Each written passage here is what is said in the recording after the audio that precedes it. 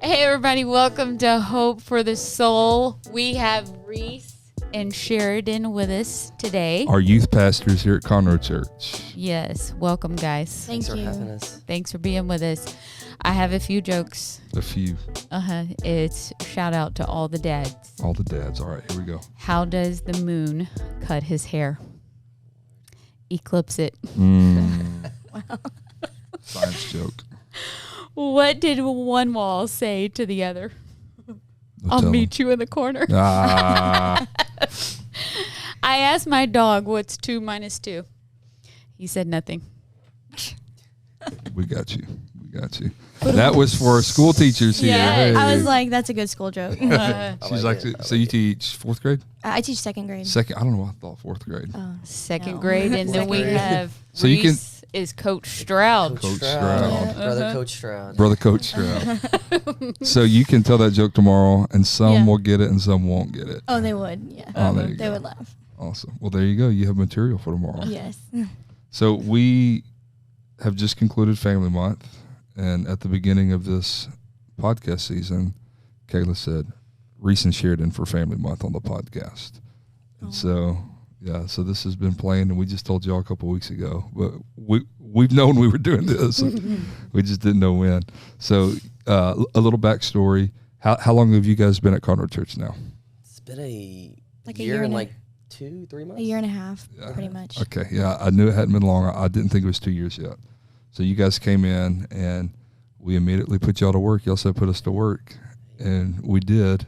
Yeah. And Been great. It's been awesome. We love it here. So I love it. Well, we love y'all being here. And so there was a transition season going on in Conroe Youth at the time, and Kayla whispered to me, hey, I think that Reece and Sheridan would be great with leading that team. And Alex is here without a mic today, but she helps on the team as well. And so we had the conversation. And You know what? We should pause and ask about Fifi. Fifi, without a mic, you have to talk loud. How's Fifi? Good. Really good. We call her cat Fifi. My dad calls her cat Fifi. Teddy. And we get Teddy/Fifi updates every episode. Every episode. And I didn't have a problem calling the cat Teddy until every week I hear Fifi and I have to stop and think, hold on, what's his name? Oh, Yeah. y'all babies, y'all Oh my cat gosh. sitters. Yes. He loved us. So He he didn't want wasn't to go even home. scared. No. That's great. he was awesome. So we had a conversation, and we both felt that, hey, it was pretty quick, but you guys just fit the culture of the church, and there were some things that we saw that we quickly identified as leadership.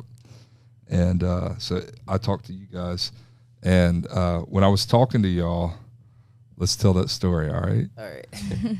So we pulled you in the office. I think it was a Wednesday, right? Wednesday. Yes. 6 o'clock. Now can I pause you for a second? Yeah, So go you ahead. text us. I was at school, and you're like, Reece and Sheridan, we would like to talk to y'all. I was a nervous wreck. what have we done? Like, What did did we we say do? something wrong? I text Sheridan.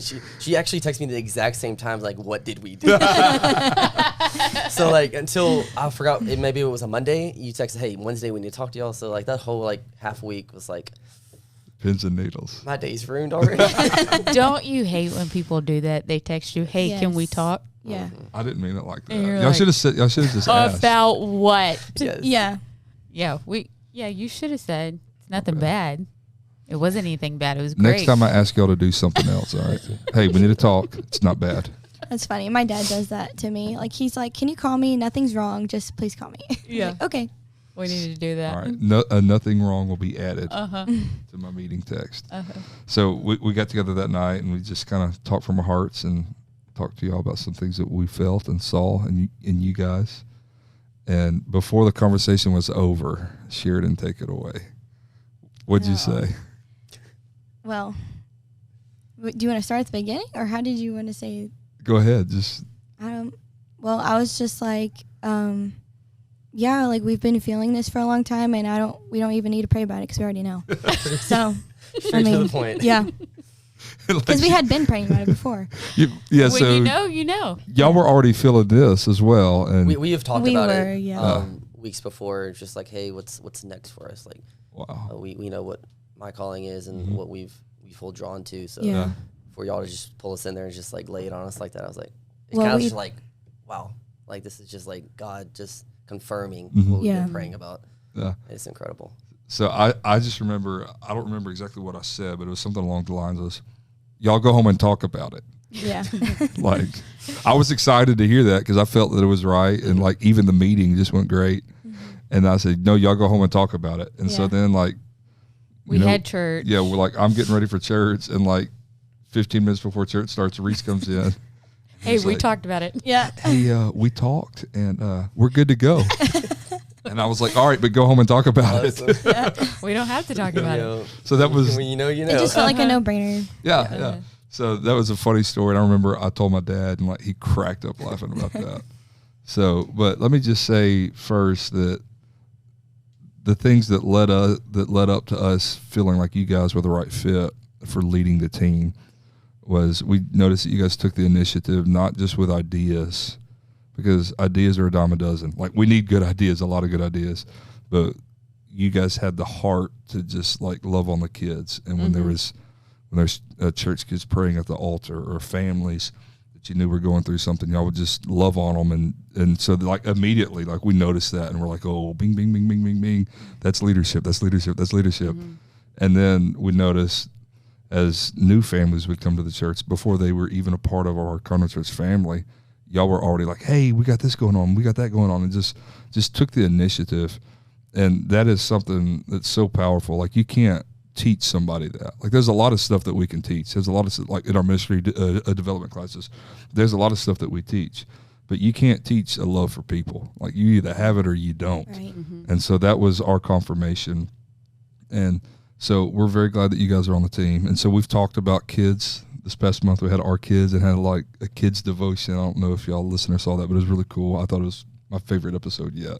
Oh, I watched it. It was so cute. Yeah, like Kiki killed it, man. He Yeah. made me so happy.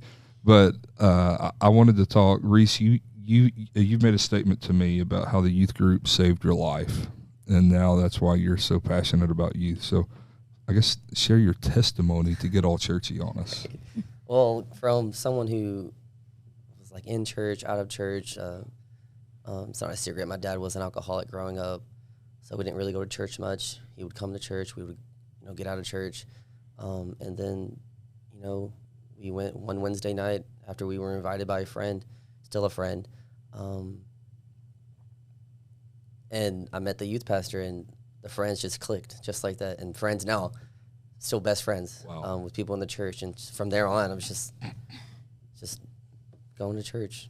Very blessed. No, I shouldn't be here, but I'm here. So that was so y'all met at youth camp, right?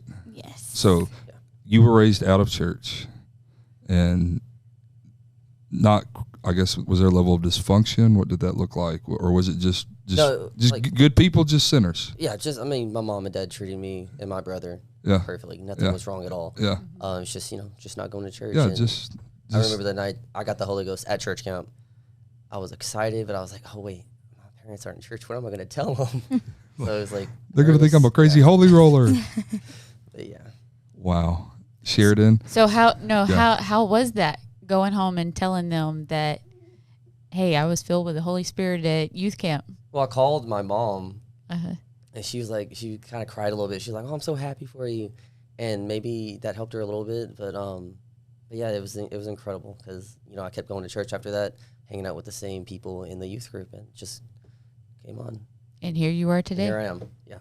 Yes, ma'am. Talk a little bit about relationships. So like you formed a relationship with kids in the youth group, but you also mentioned the youth pastor. So I'm guessing he had a big impact on your life. Oh, I've always looked up to my youth pastors. I had many, not just one or two, but I had like 4 or 5. That's normal. Like, oh my gosh, it's not like normal. every NAYC, the youth pastor right before NAYC would be like, this is our last, trip together. We're leaving, and then on to the next one. But I've always looked up to the leadership that I had growing up, and I was like, man, I want to do that. Like, I have a passion. I wanted to follow after that. Yeah. And then it was confirmed at my first NAYC at Oklahoma. Yeah. So We were at that one. very first one. And yeah, bonding with the kids here, it's really easy because they're really cool kids, man. We got some great kids. Yeah, they're awesome. Even some of the new ones coming in, incredible. And I'm super excited. Next year, there's a crop. There's a harvest of chaotic ones coming Of to you. 12-year-olds. I can't wait. Oh, Oh, we're So I teachers, teach so it's gonna be 12-year-olds okay. now, PE, and just seeing all the different personalities and the attitudes, I'm like, let's get it. This is preparing me for what's coming. So we were driving down the road the other day, and I was going somewhere. It was something on Friday night. And he said, "Are you going to a youth rally?" I said, "No." And we used to go to a lot of youth rallies when I was involved in district youth work. And so the kids, they hated youth rallies when I was involved because it was every week between sectional or my district hyphen job. Like, it was always something. And so it got really tiring on Kayla and the kids. But now that we're not involved in that, like, they miss it. Mm-hmm. And so I was talking with Presley about it. I was like, "Well, you're going to the youth group next year, and you can go to HYC." And he was like, "Yeah, but y'all are going to be there." I said, "But you get to go, like, stay with the youth." And he was like, "What?" So, that's awesome. yeah, so I just hope he's not as crazy as I was when I was going. Yeah, hopefully. Hopefully. I wasn't bad. I was just hyper. Just hyper. Race too. Yeah. One time we were, it's funny, I think Brother and Sister Weldon here at the church were on the youth team then, and we took a big group of kids. And y'all remember in Lufkin, if you take the loop out towards Nacogdoches, there used to be like a Charlie's truck stop out there, and there was like a hotel. I forget the name of the hotel. It was rough. Like, but we had a rough group of kids, and we had a bunch of kids. So, like, I don't know. Somehow we ended up at that hotel, and we were jumping on the beds, and like the guys in my room, we broke both beds. Oh like, we turned the lampshades upside down. Oh my like, goodness. yeah, it was bad. So, like, before we got back home, the hotel had already called my dad and like charged the credit card for all the damage and all that. Wow. And my dad, he was standing in the parking lot. We pulled up with his hands in his pocket, rocking back and forth like he does. And he was like, "Y'all had too much fun." But the best memory of it is like, so Brother Weldon, he was like telling us to stop. Like, obviously he knew like we went too far, but he wasn't like overly rude. Like, he was laughing. Like, he wasn't irresponsible. He was doing the right thing. But at the same time, he didn't make us feel bad. And he may have been a part of some of the chaos. He may have broken a lamp or two. We did things then that like y'all would go to jail for if y'all did. like when we were like that same event, that was my first HYC, and the older guys filled up the bathtub with cold water, and then they went to the ice machine and filled the bathtub up with ice. And they threw all us 12-year-olds in and baptized us, and then they held us in there until we couldn't stand it, until we started crying. Like, now, like, that's hazing. Like, Oh my goodness. you guys better not do that, or we'll end up on the news. No. So one of my first youth trips, we went to Camp Choya. It's in Livingston. Yeah, that's awesome Heard of it? camp. Yeah. I got duct taped to a tree. 12-year-old boy. We did that one time. Duct taped to a tree, crying. Yeah, I was gonna say, did you cry? Yeah, I cried. But we did it to the parsonage right here. Remember Yeah, that? but also remember our first year working youth camp before we were on the committee, like before we had kids. They put us. Do y'all remember Tim and Larissa Dunn? He used to be in center. Yeah, you my youth pastor. Yeah, sweet, awesome people. So he was promotions guy for the district, and so we were helping them with games that year. And you remember like all the big poles in the sanctuary in Lufkin. So to start the morning off, it was, hey, here's a bunch of duct tape. Here's the teams like the tribe wars, and we stood. Each tribe, each team had a kid stand on a chair against the pole, taped them to the pole, and the kid that stuck the longest, that team won. Oh my gosh. Yeah. Crazy I feel stuff. like you'd be man. getting some phone calls nowadays. Yeah, don't do that, Well, Reece. do you remember the van? They would We bring the loaded. van? Yeah, it was like 70-something kids in the Yes. van. Yes, I never did it, but I watched. I was There's like, no that cannot way. be safe. I'm not And I was like a claustrophobic, kid. but I would kill somebody. I'm claustrophobic. Yeah. Big time. There's no way. That was insane. Yes. And then, so it would have been that same time then. You remember like the platforms that they used to build like over the first 3 or 4 Yes. rows? I think it was the same year or somewhere around that time. They were seeing how many people could stand on the Oh platforms. my gosh. I think I remember that. And the too. orange pews collapse. They all came Brother tumbling down. Russo was so mad. Brother Russo was a district superintendent at that point. And oh my goodness, like rightfully so. Like we should have got in trouble for that, but because like we're Oh my gosh. young adults, like we're not thinking in terms of liability. We're not thinking in terms of how much these pews are to replace, and we're just Or if somebody gets hurt. yeah. Mad parents. We're not thinking about if we're having fun, the parents will be glad they sent their kids to youth camp to have fun. They're getting Jesus and fun. What more could you want? I don't know. I think teaching makes me nervous about stuff like that because that's all I think about all the time is what if someone gets hurt or what if someone gets upset. So I don't know. This past year at camp, they were horse playing in the dorms, and during church, they called, "Hey, dorm 5," or I think it was dorm 5, go to your dorm. And church went on. Like right before altar call, they all came back in crying. We were there that praying. night. Yes. They went straight to the altar. I was like, "Oh my gosh, bro, this story must have got on." Yeah, so I remember that. So we're friends with Joe and Kristen McCoy, pastor in Porter. Well, their twin boys were walking down, and like typical McCoys, like just they're always happy no matter what. It doesn't matter if they're in trouble. It doesn't how good or how bad. They're just gonna have a pleasant look on their face. And I forget their twins' names, but I stopped him. I said, "Boys, did y'all do it?" And he just shook his head, "No, we didn't do it." He just kept on walking, and everybody else was just praying at the altar. The McCoy boys were just like, I mean, they're being respectful, but they're like, "This isn't my problem." Yeah. It was so awesome. So I really want to know what they did. No, so they were they fighting? popping people with belts and holding they people popped. down. They held and- someone down yeah. and popped them in a place you don't. Yeah. As a man, Yeah. Oh my goodness. So Yeah, this He liability. actually, I heard that the kid went to the hospital. Oh yeah. And I'm sure he Supposedly, didn't come back. So. yeah. They should have got in trouble. Yeah. That one needed the trouble. Kind of happened. That kind of needed to happen. All right, so Sheridan, you're quiet, but there's some substance. You're really not quiet. No, really she's not. not. Like, you get her- When oh my she's gosh. talking, she's interacting. Yeah, but what I'm saying is like when you look at her, she looks reserved. But, She's thinking. but there's a lot of substance. I'm Like, very observant, and sometimes I just try to wait for the right opportunity, and sometimes it seems like it's not a good time, so I'm not gonna like. So interrupt. she's smart, she's smart. with it. Chooses her words. She wants Yes. everybody to think she's quiet, but in Well, in the middle of Reece all is of like, it, she ain't quiet. yeah, No comment. she's like wheels are spinning. yes. I'm trying to figure you out. I get it. So what do y'all think about your involvement leading the youth team the past year? What's your passion? What are you feeling like right now? Just be honest and real. It's just our closest friends around the world listening. Yeah.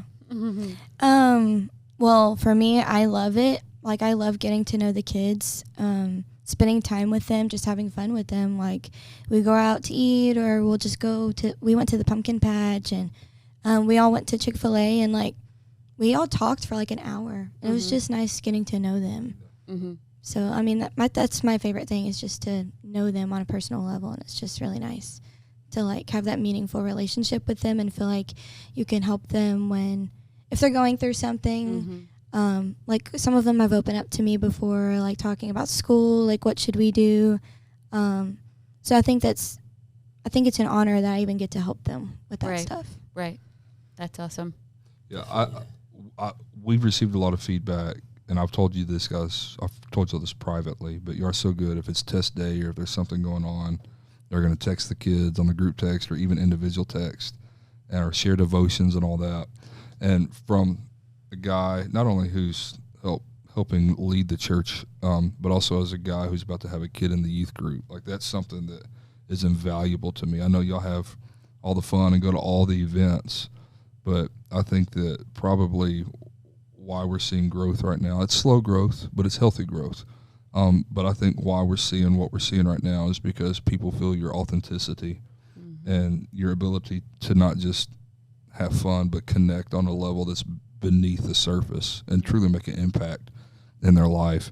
And I've noticed that, like, even like Sunday morning, there's families that'll come not to the 9:45 service, but they'll come drop their kids off for 9:45 like that.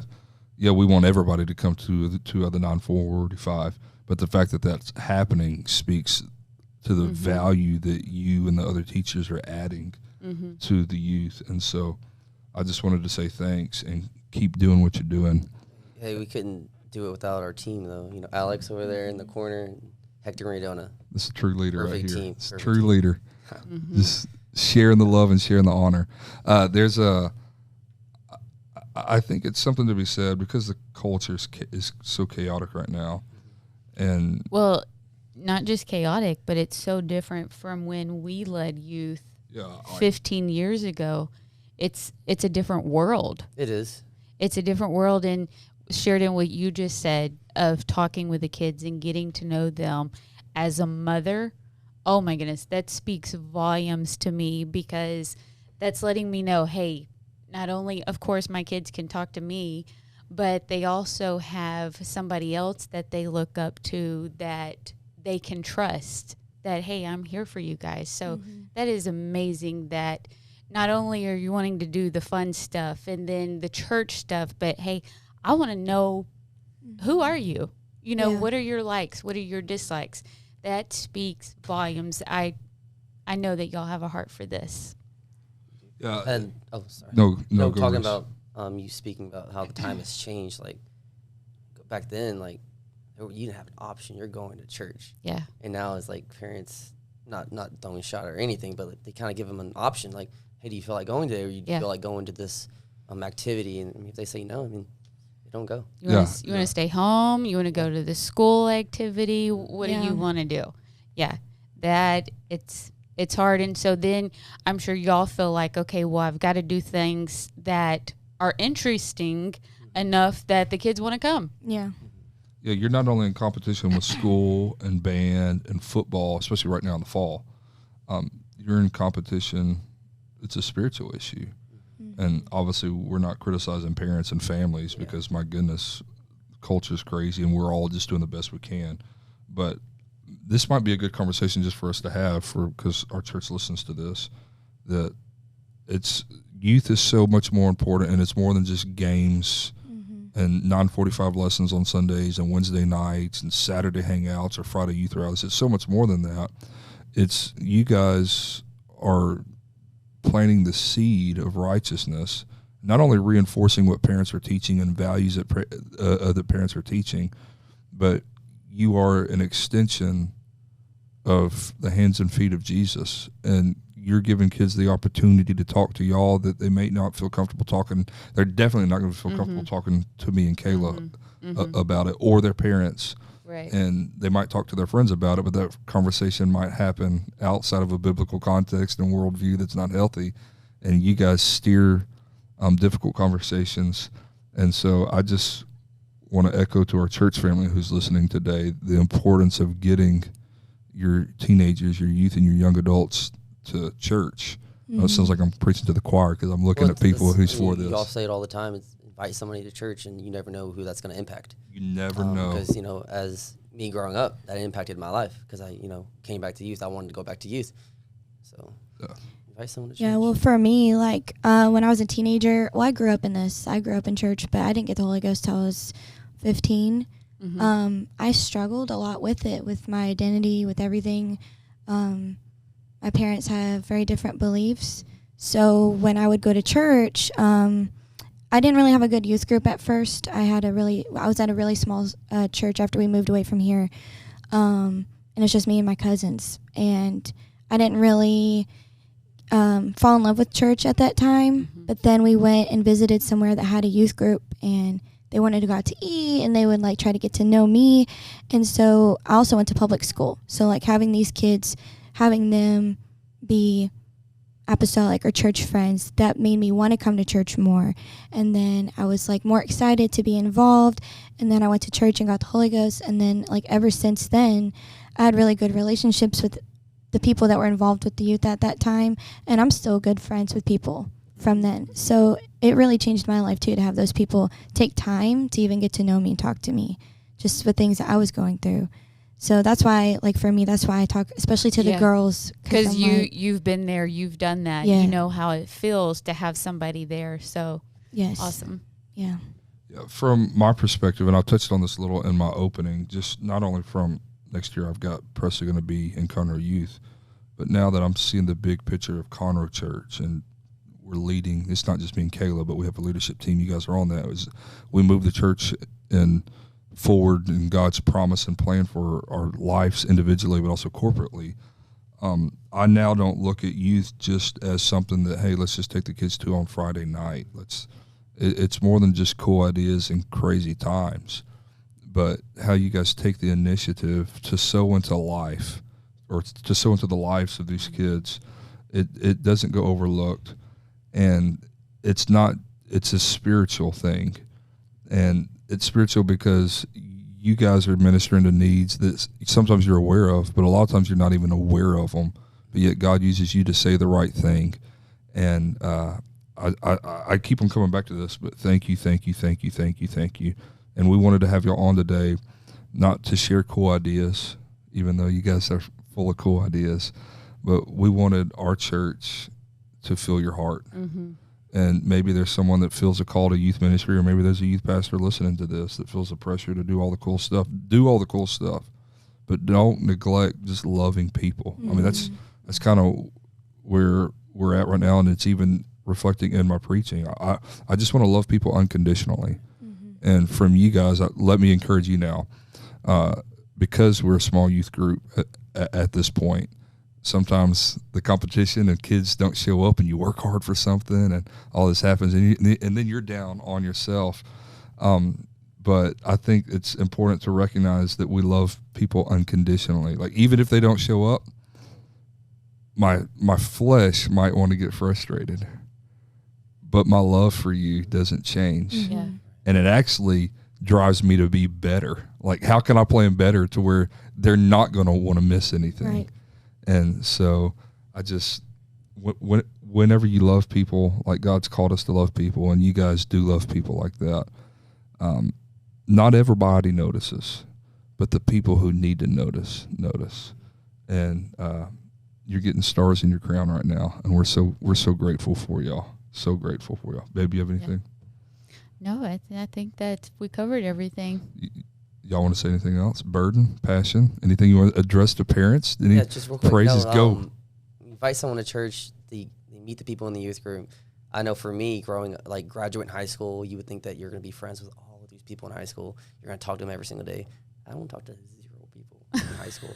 All of my friends is when I grew up in the youth group, and I'm still church friends. Mm-hmm. How important that is. People who are going to pray for you, people who are going to be by your side when there's a difficult situation. Not the other people that are not necessarily in church. That's not going to pray for you, but your church friends. So I went to church school, and I think there's only 2 or 3 people that I'm friends with all of them. If I see them, hey, what's up? But people I still engage with and interact with. That's a word of wisdom right there that you just shared, Reese. So keep sharing, and I know you are sharing this weekly when the mic and camera isn't on. So keep doing it, and we're making a difference. We're going to build this church together.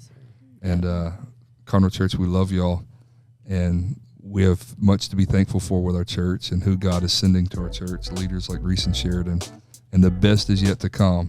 And so if you have a 10 or 11-year-old, get them plugged in Sunday school, so that way they want to go to youth and fall in love with youth. If you got kids in the youth group, don't let them miss youth. It's incredible what happens. It's not only fun and fear factor and eating crazy things and dares and all that, but it's life change, and it's relationships that'll last forever. So Reece and Sheridan, thanks for coming on. We're so proud of y'all. Thank you for having us. Yes. Y'all are awesome. All right, everybody. We'll see you next week. Peace. Like and subscribe.